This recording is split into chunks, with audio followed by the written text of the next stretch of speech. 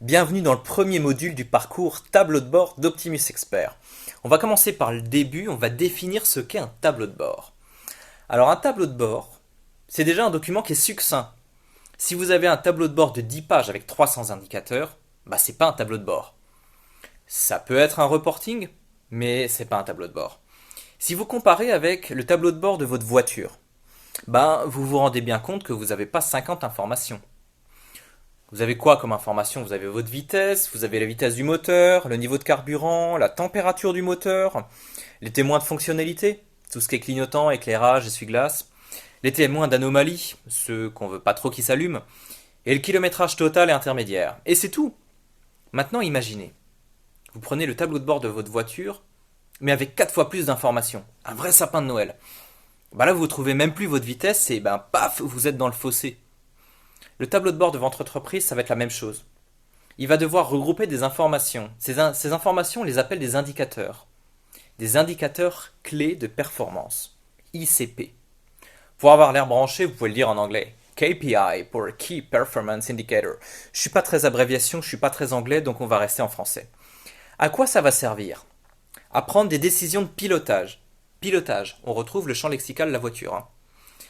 C'est-à-dire prendre des décisions qui ont pour vocation à améliorer la gestion quotidienne de votre activité, dans le respect de votre stratégie.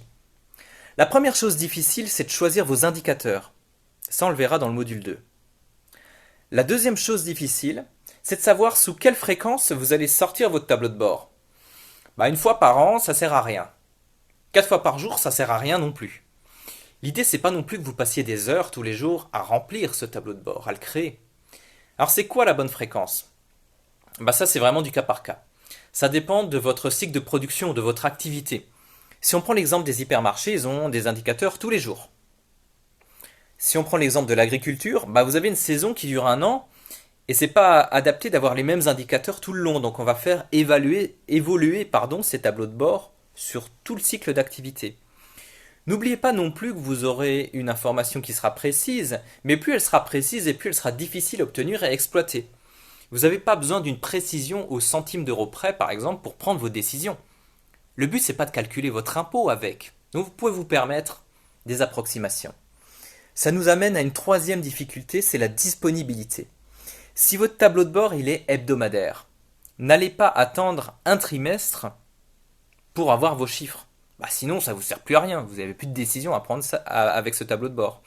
Assurez-vous donc d'avoir une disponibilité qui soit en accord avec la période prise en compte par vos indicateurs. Merci d'avoir suivi ce module. Laissez-nous un j'aime ou un commentaire si ça vous a plu. On se retrouve dans le module 2 pour parler des indicateurs clés de performance. À très vite!